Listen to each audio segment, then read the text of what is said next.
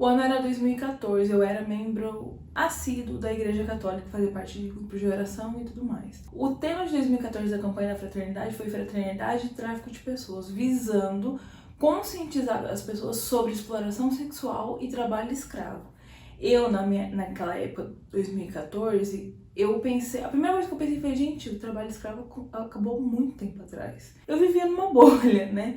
Na verdade, naquela época já eram resgatadas 6 pessoas por dia da condição de trabalho análogo ao escravo. Vamos conversar um pouco sobre isso? Oi, meu nome é Isabela, eu sou advogada trabalhista e esse é Sem Perder o Juízo.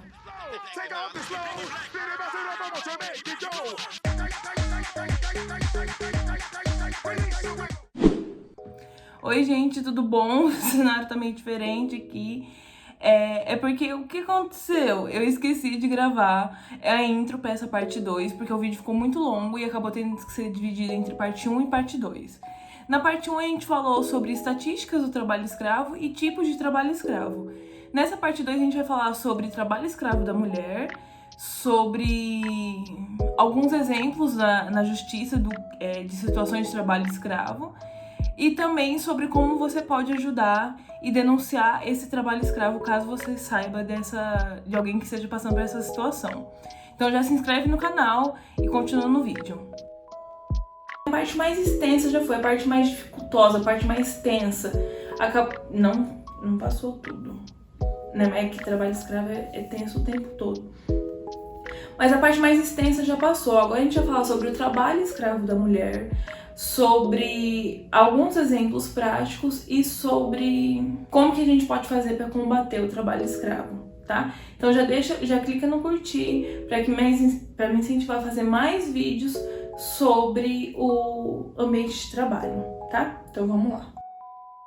E a mulher no trabalho escravo? Como que fica? Se 91% das pessoas escravizadas são homens, quer dizer que não existe mulheres trabalhando de forma escravizada? Não quer dizer que... Não é isso que quer dizer. Assim como o rural está procurando mais homens para o trabalho escravo, o público-alvo de trabalho escravo doméstico é o público feminino, tá?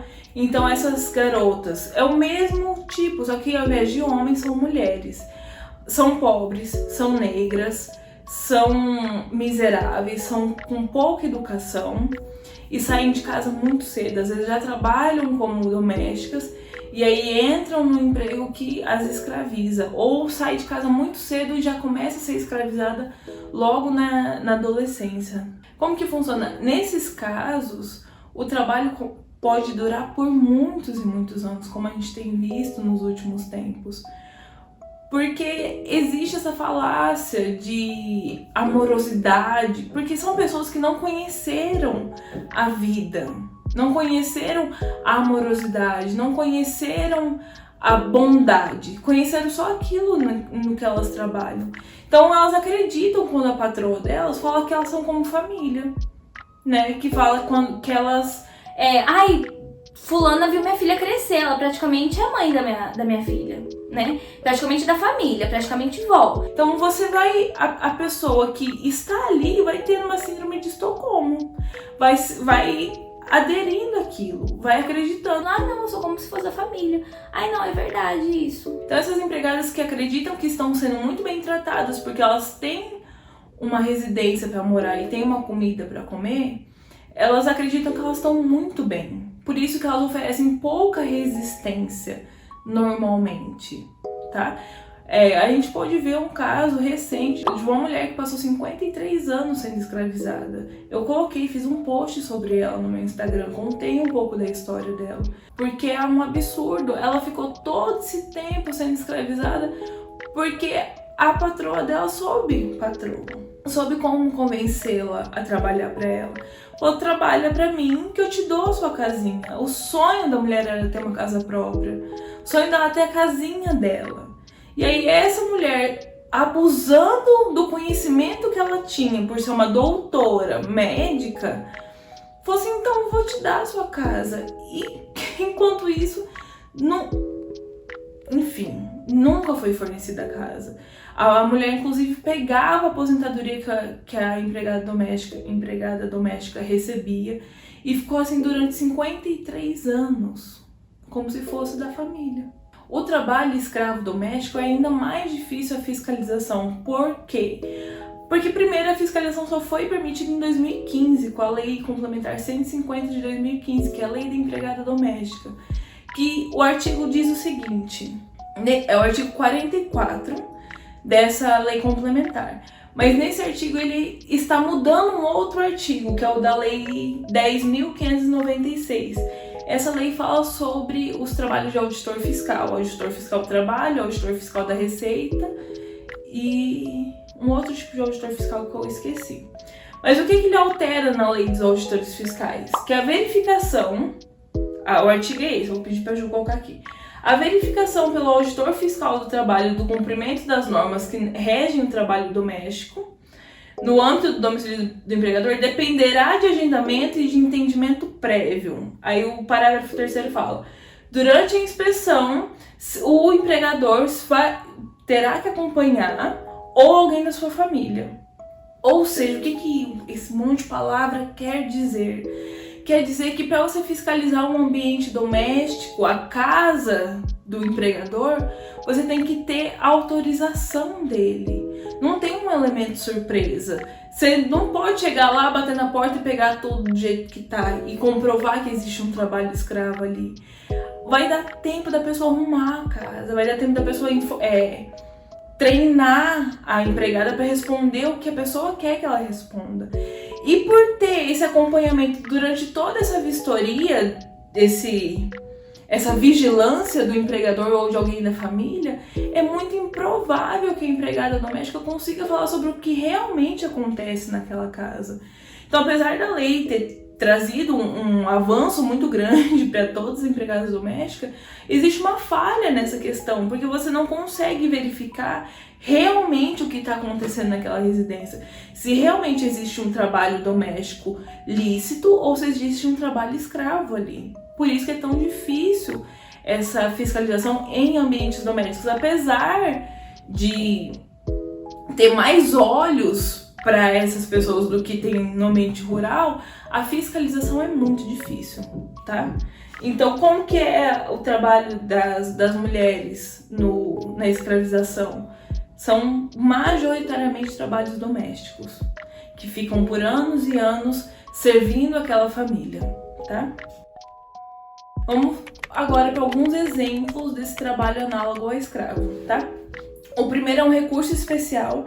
Recurso especial são julgados pelo STJ, recursos extraordinários são julgados pelo STF, tá? Então é um recurso especial, ou seja, ele foi julgado pelo STJ sobre um trabalho em condição análoga ao escravo. Para começar, eu vou pedir para a Júlia colocar aqui a imagem. Para começar, eu queria falar sobre... Lembra que eu falei dos 4 tipos? E os 4 tipos não precisam ser cumulativos, não precisa existir os 4. Se existir um só, tá bom? Tá bom? Tá escrito aqui, ó. A submissão dos trabalhadores às situações degradantes de trabalho é o suficiente para configurar o delito previsto no artigo 149. Esse delito é reduzir a pessoas a condições análogas ao escravo, tá? Se você só tiver aqui, nesse caso, tem trabalhadores em situações degradantes, e isso é o suficiente para que seja esse trabalho encarado como trabalho análogo ao escravo, tá? Na próxima imagem, vou pedir para a Júlia colocar aqui, fala quais são as condições em que esses trabalhadores eles trabalhavam, que é condições degradantes de trabalho, jornadas laborais exaustivas, ausência no fornecimento de água, ou seja, eles não tinham água potável para beber, não tinha instalação sanitária, não tinha pausa para descanso e faltava abrigo para proteção contra a incidência solar. Eles ficavam debaixo do sol o dia inteiro e não tinha nenhum barraco, aqui, ainda que rústico, é tipo um barraco. Não tinha nenhum barraquinho para que eles pudessem ficar debaixo para descansar, para resfriar o corpo de vez em quando. Lembra que eu falei sobre insalubridade? Que os motoristas de ônibus que podem ter o adicional ao calor por estarem trabalhando no céu aberto em cidades muito quentes, tem uma pausa para resfriamento. Essa pausa para resfriamento é para todo mundo que trabalha com calor intenso. Então eles não têm essa pausa de resfriamento, que é uma necessidade do trabalhador que trabalha em condições de um extremo calor, tá? E aqui na terceira imagem fala assim que eles traziam água das casas, né? E quando acabavam essas águas, eles procuravam águas em brejos, em cacimbas, que é brejos. Não tinha local para refeição e não tinha fornecimento de alimentação adequada. Porque aqui tá dizendo, né, são atividades laborativas canavieiras, era extração de cana-de-açúcar, né? Colheita de cana-de-açúcar, cultivo de cana-de-açúcar. E essas atividades, elas são atividades que exigem muito do físico. Atividades que exigem muito do físico pedem uma alimentação especial, uma alimentação uma boa alimentação, para que a pessoa consiga suprir essas energias que gastou. Aqui tá dizendo, não tinha locais para refeição, não tinha um lugar onde eles podiam comer um refeitório. E não tinha alimentação suficiente para suprir esse gasto de energia que dá com a extração da cana-de-açúcar, tá? E mais embaixo fala assim: a conservação dos alimentos era precária, não sendo disponibilizados locais pelo empregador, tampouco recipientes adequados para a conservação, tendo que acomodarem sua alimentação sobre palhas de cana-de-açúcar. Assim, em algumas ocasiões, a alimentação estragava, acometendo os trabalhadores de transtornos gastrointestinais e metabólicos, quando da ingestão inadvertida. O que isso quer dizer? Eles não tinham uma geladeira, ou eles não tinham um lugar térmico para que eles pudessem guardar essas refeições. Então essas refeições ficavam expostas ao tempo. Expostas ao tempo, elas estragavam. Eles tinham que comer mesmo estragado, porque aquilo era a única coisa que eles tinham para comer. E comendo essas comidas estragadas, eles acabavam passando mal por causa da intoxicação alimentar. E mesmo assim tinham que continuar prestando serviço. Então quando eu digo de condições degradantes de trabalho, são condições assim, que ninguém deveria trabalhar nessas condições. Não tem água, não tem banheiro, pega água do brejo, não tem lugar para comer, come no chão junto com outros bichos, não tem lugar para conservação de alimentos, come alimento estragado, passa mal com alimento estragado e tem que continuar sem parar de trabalhar, porque senão é punido, tá? Nesse caso aqui, além disso, a jornada era das 3 horas da manhã até as 4h30 da tarde. São 13 horas de trabalho com colheita de cana-de-açúcar. 13 horas debaixo do sol direto. 13 horas de pura exaustão física. 13 horas de pura exaustão mental, muscular, exaustão de tudo que é jeito. Então vamos para o segundo exemplo. Esse segundo exemplo é um recurso extraordinário. O que eu acabei de falar? Recurso especial é julgado pelo STJ, recurso extraordinário é julgado pelo STF. O que muda dos dois, caso você queira saber nesse vídeo de trabalho escravo, queira saber um pouco sobre direito processual? O STJ julga coisas que não são constitucionais, são da lei. E o STF julgam coisas constitucionais, se é constitucional ou não é constitucional, tá? Se tem que mudar, se é com base na Constituição que você está pedindo, então é ele que julga. Se é com base numa lei ordinária, é o STJ que julga. Então, nesse caso, é um recurso extraordinário julgado pelo STF, tá? Vou pedir para a Ju colocar aqui. Era uma jornada exaustiva que se estendia das 7 da manhã às 18 horas.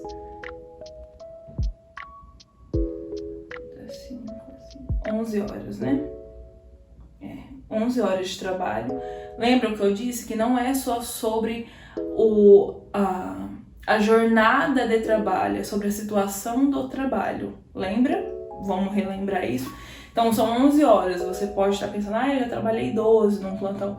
Ok, mas as condições são diferentes de trabalho, né? Então, com intervalo de alimentação entre meia hora e 1 hora, segundo os auditores fiscais do trabalho, aquele espaço em que eles trabalhavam era suficiente que 150 pessoas trabalhassem ali para ter um trabalho saudável, tá? Não sobrecarregar ninguém. Então, existia ali sobrecarga de trabalho e excesso de jornada. Óbvio, né? Às 11 horas é excesso de jornada. A Constituição traz 8 horas diárias de trabalho e 2 horas extras. Então, o máximo que você pode trabalhar por dia são 10 horas. 11 horas. Num trabalho normal, tem as jornadas. Eu já expliquei sobre jornada aqui, não expliquei? Tem as jornadas 12/36, para. Condições degradantes. A jornada exaustiva era essa, das 7 da manhã às 18. Por que era exaustiva? Porque era um ambiente para trabalhar pelo menos 150 funcionários e não trabalhavam esses 150 funcionários. Então era uma jornada exaustiva, né? Porque tinha excesso e porque tinha sobrecarga de trabalho. Que nem eu disse, a jornada exaustiva não é só sobre horas, é sobre a situação no trabalho. E as condições degradantes eram: não foi fornecido nenhum equipamento de proteção individual. À época, a temperatura variava entre 10 e 16 graus, o que é relativamente frio, porém, nos dias de chuva. Só que havia uma exposição, nos dias de chuva eles passavam frio, e nos dias sem chuva eles passavam uma insolação por ficar o tempo todo debaixo do sol, tá? Os trabalhadores estavam descalços, desprovidos, não tinham chapéu, bota ou luva, não tinha disponibilização de água, não tinha sanitários, não tinha abrigos se chovesse, não tinha um barraco para eles ficarem debaixo, eles tinham que aceitar. Então podia, por exemplo, eu quero te situar. Um dia ficou até às 4 horas da tarde um sol da pele tá pegando fogo. E aí 5 horas da tarde chove, faz aquele frio. Essa variação de temperatura também é uma insalubridade, tá? Sair do quente pro frio, do frio pro quente, existe isso, essa insalubridade. Então eles não tinham essa proteção caso acontecesse essa virada de tempo, nem que fosse um barraco. As refeições eram realizadas a céu aberto, com os empregados sentados no chão, sem as mínimas condições de higiene, conforto ou de segurança. As necessidades fisiológicas, xixi e cocô, eram satisfeitas no mato, sem qualquer segurança, privacidade ou higiene. As condições, isso daqui quem tá falando não sou eu e não era um escravizado que deu depoimento. São os auditores fiscais do trabalho, que eu já vou explicar qual é a função deles, tá? As condições eram desumanas, para nenhum trabalhador foi disponibilizado cama, colchão, lençol. Eles eram obrigados a dormir em camas improvisadas, com tijolo, tábua, papelão e colchonetes que eles conseguiam pegar da fazenda pelos próprios trabalhadores. Não foi alguém que levou lá para eles arranjavam ali. Não tinha armário, não tinha local para guardar alimento, não tinha mesa, não tinha banco, não tinha cadeira, não tinha nada. Alimentos e objetos pessoais eram todos deixados no chão, ao léu, expostos à ação de moscas, insetos e roedores. Pedaços de carne destinado ao consumo, lá nesse alojamento, eles acharam pedaços de carne que era para consumo das pessoas em estado de putrefação. Tá? Não havia fornecimento de água potável, a água que era oferecida era de cor amarelada, e eles tomavam em vasilhames reaproveitados, não era um copo que era fornecido. Até pro estranho que vai na sua casa, você oferece um copo, mas pro cara que tá te dando a sua renda de forma escravizada, você não pode dar um copo. Entende? Porque são sub-humanas. Não é um trabalhador que está sendo escravizado, não está recebendo por nada, enquanto você vai receber todos os frutos daquela colheita. E você não pode dar um copo para o trabalhador. Então, as instalações sanitárias do alojamento não tinha chuveiro, não tinha lavatório, não tinha água, não tinha papel higiênico, não tinha coletor de lixo. Então, mesmo que existisse uma instalação sanitária, os trabalhadores eram obrigados a fazer suas necessidades fisiológicas, que é xixi e cocô, no mato, mesmo quando estavam no alojamento. Esses são os 2 exemplos. Eu teria mais exemplos para trazer para vocês, mas como eu queria trazer como o caso era muito antigo, eu não consegui baixar o PDF, não existia um PDF. Existia um outro arquivo que daí quando eu converti para Word ficou... o documento não pode ser lido, alguma coisa assim. Que esse daí falava sobre pessoas acorrentadas e tudo mais. O que me deixa pensando é que nesse artigo 149 do Código Penal diz que a pena vai ser aumentada quando se der em função de trabalhadores escravizados por causa de sua cor, raça ou etnia. Mas não teve um julgado que foi achado que teve esse agravamento. Apesar de 82% dos trabalhadores escravizados serem negros, não teve um julgamento com o agravante de trabalho escravizado por cor. Estranho, né? A gente tá indo pro último tópico. Se você ficou com alguma dúvida, deixa aqui pra mim nos comentários. Se você tem alguma crítica que pode ajudar a fortalecer meu canal, pode ajudar a melhorar meu canal, por favor, também deixa nos comentários. Se você tem alguma sugestão de tema que você queira ver, também deixa nos comentários. Qualquer coisa comentada. Oi, tudo bom? Se você tem um baby hair novo hoje, se você gostou, deixa lá nos comentários também. E é isso, vamos pro último tópico. Antes de começar esse último tópico, eu vou deixar aqui embaixo as fontes que eu utilizei para fabricação desse vídeo, mas eu vou mostrar duas delas aqui já. Esse livro é Direito, Gênero e Raça, das organizadoras Ana Paula Sefrin Saladini e Sandra Maria Flugel Assad. Mas o artigo que eu usei para fabricação é esse Análise da Relação Histórico-Jurídica do Trabalho Escravo Contemporâneo e o Racismo Estrutural, feito pela Adriele Saciloto de Camargo. É muito bom, eu gostei bastante, é bem atual. E teve esse livro aqui que eu comprei faz muito tempo, que é Estudos Aprofundados do Ministério Público do Trabalho. Eu queria mais sobre dano moral e estágio para o meu TCC. Mas eu acabei achando muita coisa bacana aqui sobre o trabalho escravo, me ajudou bastante. O livro é Estudos Aprofundados do Ministério Público do Trabalho, os organizadores é o Ellison Miessa e Henrique Correia, e eu usei esse artigo, Trabalho Escravo Contemporâneo, Crime e Conceito, escrito por Luiz Antônio Camargo de Mello, tá? Então é isso, vai estar aqui, esses dois livros vão estar aqui na minha descrição. Eu só queria fazer agora Só queria falar deles agora. Então tá, como que a gente faz pra combater esse trabalho escravo? Hoje, o dia que eu tô gravando o vídeo, é sábado, dia 28 de janeiro, é o Dia Nacional do Combate ao Trabalho Escravo. E você sabe por quê? Eu só tinha aceitado, né, que hoje era o dia, e eu não tinha pesquisado por que hoje era o dia. Hoje, 28 de janeiro, foi escolhido para ser o Dia Nacional do Combate ao Trabalho Escravo, porque no dia 28 de janeiro de 2004, 3 auditores fiscais do trabalho e um motorista foram mortos durante uma investigação sobre uma denúncia de trabalho escravo na cidade de Unai, em Minas Gerais. Ficou conhecido como Chacina de Unai. Desde então, no dia 28 de janeiro, em homenagem a essa luta, dia 28 de janeiro é o dia do combate ao trabalho escravo. Mas o que é o auditor fiscal do trabalho? O auditor fiscal do trabalho é um membro do Ministério Público do Trabalho que fiscaliza, investiga e assegura e assegura que as regras trabalhistas estão sendo seguidas, tá? É ele que, por exemplo, investiga as denúncias sobre trabalho escravo ou fiscalizam as empresas sobre segurança e medicina do trabalho.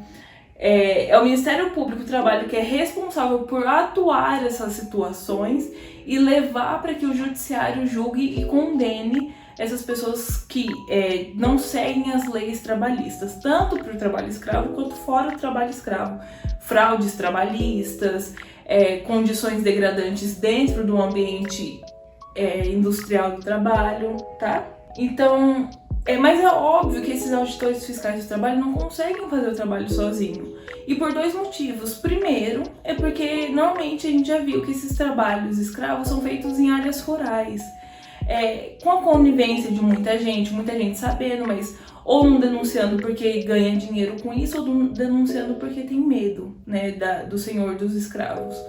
Então, precisa de denúncia num ambiente muito isolado da sociedade, então não dá para você ficar indo lá sempre. Precisam haver denúncias para que o Ministério Público do Trabalho vá e faça essas fiscalizações. E o segundo, porque no ambiente urbano, que é onde estão a maioria das denúncias de trabalho escravo doméstico, tem todas aquelas regras, aqueles obstáculos da fiscalização que eu disse agora há pouco, sabe?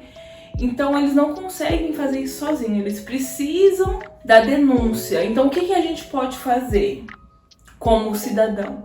Prestar atenção em volta e denunciar caso veja alguma irregularidade. Vou deixar o site aqui embaixo. E também tem um comitê, que eu vou ter que ler o nome, que é muito grande o nome.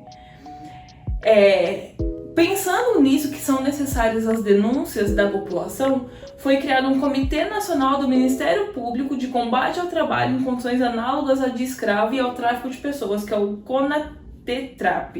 Foi criado em 2019 e são eles os responsáveis por acompanhar essas denúncias e fiscalizações e verificar se estão sendo julgados de acordo com a lei ou não, tá? O importante, que nem eu disse, é a gente prestar atenção à nossa volta e perceber qualquer coisa que você veja fora do comum, que te acenda o alerta, deixa lá, que daí eles vão ser tirando das suas costas, né? Você deixa pra eles, se eles investigarem e ver que não tem nada, não tem nada. Senão, eles vão atuar e você pode salvar uma pessoa, a vida de uma pessoa, né? Então o site pra denúncia tá aqui no link na descrição. Bom, é isso. Eu espero que esse vídeo tenha ajudado você a abrir mais a cabeça e entender como que essas coisas acontecem em pleno século XXI, porque também é uma dificuldade minha por crescer nessa bolha, né? Cidade que é uma cidade metropolitana, que é uma cidade, né, a segunda maior cidade do Paraná, no sul, né, uma cidade, eu sempre nasci bem assim, então eu não tinha noção de como as pessoas conseguiriam se submeter, mas a gente não tem noção de muita coisa que acontece, né? Então estudando eu consegui ter um vislumbre do que acontece e eu quis passar isso pra vocês. Então eu espero que eu tenha conseguido passar, espero que tenha sido didático, espero que você tenha conseguido entender, tá? Se você conseguiu entender, compartilhe com seus amigos, compartilhe com seus familiares, se você achou um tema interessante. Compartilha também no seu Instagram, se você quiser, marca, copia o link aqui e posta lá, tá? Se inscreve aqui no canal, me segue no Instagram que eu também sempre tô postando conteúdos sobre o ambiente de trabalho. Assiste meu próximo vídeo e é isso. Tchau!